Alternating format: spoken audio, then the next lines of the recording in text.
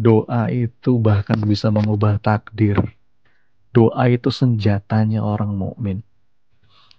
Ya, la ahadun a'lamu bihammi aktsaru min rabbi. Tidak ada satupun yang paling tahu kegelisahan, kesedihan, kegalauan hati kita melebihi Allah. Dialah Allah, wa huwas samiul alim. Dialah Allah yang maha mendengar, yang mau terus dengerin kita, dan yang paling ngertiin kita. Masalahnya, kita tuh kadang-kadang sering berdoa. Saya sering kok mas berdoa, tapi kita kadang-kadang berdoanya nggak pakai rasa. Padahal kata kata Rasulullah di dalam hadis riwayat Imam Tirmizi, insya Allah ini hadis sahih. Tanyakan ustadz-ustadz Anda.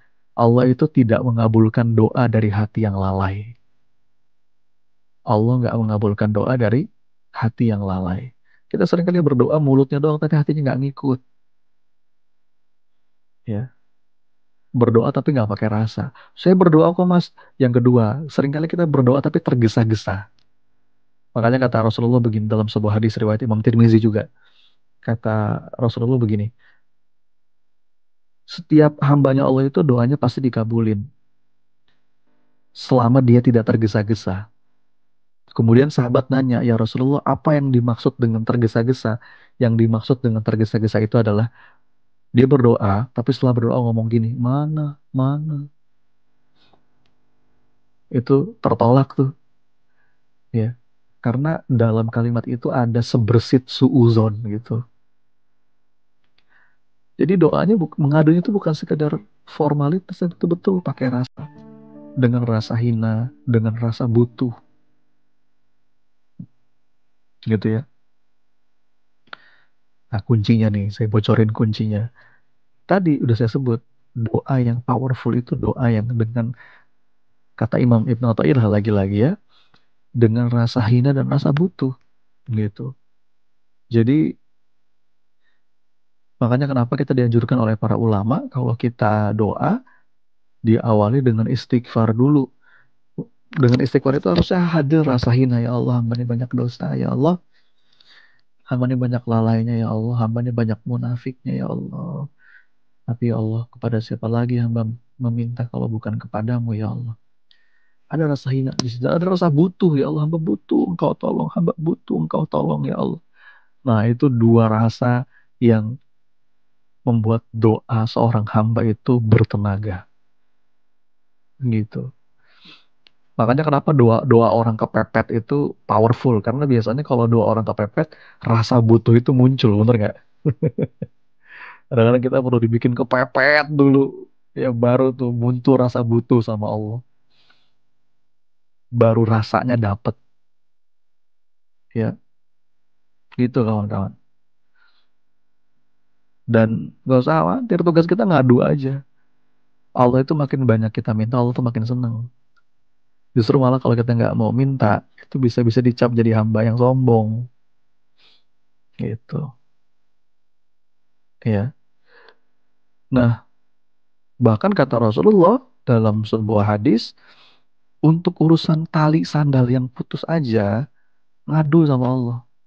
Pernah nggak Pak, Bu, sendal putus nih, terus kita ngangkat tangan, ya Allah, sendal hamba putus, ya Allah.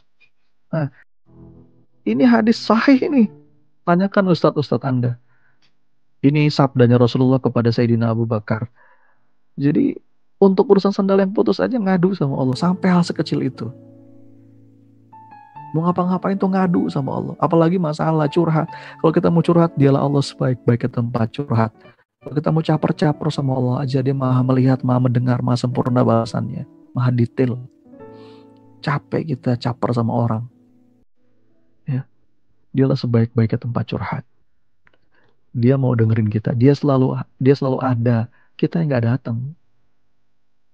Ya, dia selalu ada. Kita yang nggak datang.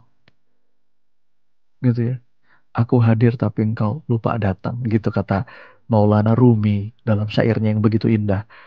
Allah datang, Allah hadir, kita nggak datang seringkali. Gitu ya.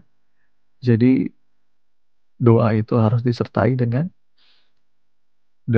rasa baik sangka, husnuzon, gitu ya. Dan juga etika adab yang indah. Makanya kalau kita pelajari kisah-kisah para nabi itu doanya indah-indah gitu. Masya Allah. Iya. Oke, Bapak Ibu, kawan-kawan sekalian. Dan Allah udah jamin kok.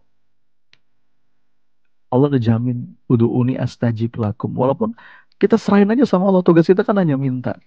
Ada beberapa kemungkinan. Yang pertama, Allah kasih sesuai dengan apa yang kita minta. Ya. Yang kedua, Allah tunda sampai waktu yang paling baik. Atau yang ketiga, Allah ganti dengan yang lebih baik. Ya. Allah tolak keburukan yang harusnya menimpa kita. Teman-teman udah minta aja. Semakin banyak minta Allah tuh seneng. Allah semakin banyak hambanya datang, semakin banyak hambanya minta, Allah makin seneng. Itulah bedanya Khalik sama makhluk. Kalau kita kan semakin banyak diminta semakin jengkel ya.